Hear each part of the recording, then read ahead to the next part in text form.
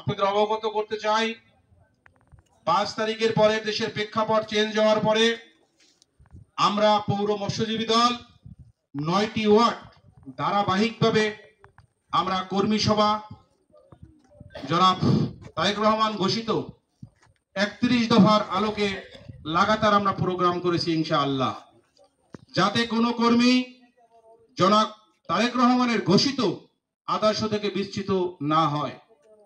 এবং আমি বলতে চাই পৌরসভার 9টি ওয়ার্ড জাতীয়তাবাদী মৎস্যজীবী দলের একটি ঘাঁটি, আমরা অত্যন্ত শক্তিশালী বলে সবাই বলে, কারণ এখানে আমরা সবাই সাংগঠনিক প্রক্রিয়ায় হাঁটি, আমরা একে অপরের সুখ দুঃখ ভাগ করে নেই এবং এই ধারাবাহিকতা বজায় থাকবে। এবং সর্বোপরি আমাদের ভারপ্রাপ্ত চেয়ারম্যান ঘোষিত সামনে নির্বাচনে যাকে দানের সিংহের মনোনয়ন দিবেন, আমরা সকলে ঐক্যবদ্ধভাবে পৌরতে আমরা একটি সিদ্ধান্ত নিয়েছি 1000 কর্মী আমরা জনাব তারেক রহমানকে বিনে খরচায় উপহার দিব, নাকি সবাই একমত তো? সবাই আমাদের ভারপ্রাপ্ত চেয়ারম্যানের জন্য দোয়া করবেন।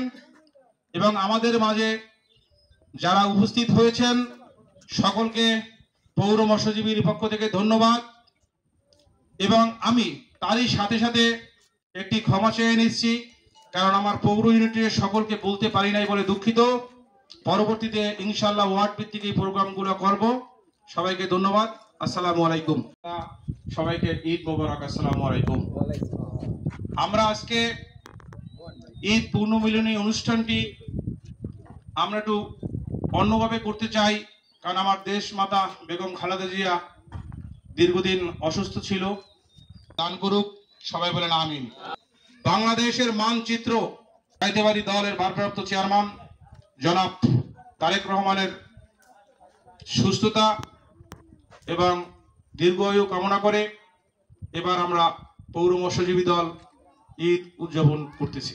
আজকে যে পৌর মৎস্যজীবী দলের যে প্রোগ্রাম, সেটা শুধুমাত্র আমাদের এই পৌরসভার মৎস্যজীবী যে ভাইরা আছে তাদেরকে ঐক্যবদ্ধ রাখার জন্য একটি প্রোগ্রাম এবং ঈদ পরবর্তী পুনর্মিলনী, শুধুমাত্র পৌর এখানে আছে, পৌর পুনর্মিলনী অনুষ্ঠান উদ্দেশ্য যে তাদেরকে ঐক্যবদ্ধ রাখা এবং আনন্দঘন পরিবেশে সবাই একত্রিত হয়েছি এই ঈদ মিলন মেলায়। আমরা মৎস্যজীবী দল, আমরা এখানে তারেক জিয়ার নেতৃত্বে আমরা এখানে একত্রিত হয়েছি। আমরা 9টা ওয়ার্ডের কর্মীরা সবাই আমরা একত্রিত আছি, আমরা একত্রিত থাকব। তারেক জিয়ার আদর্শ মেনে চলবে ইনশাআল্লাহ।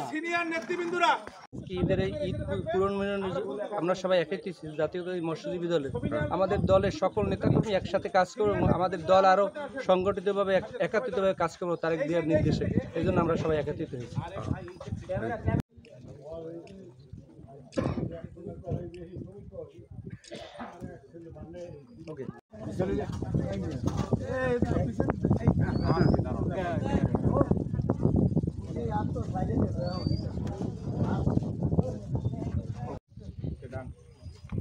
এখন এই আমাদের